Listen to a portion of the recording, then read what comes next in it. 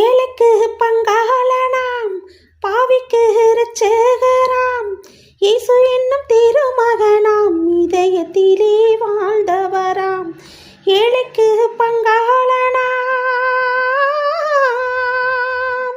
மரியாள் வளர்த்த மைந்தன் மனித தெய்வம் அவதரித்தார்.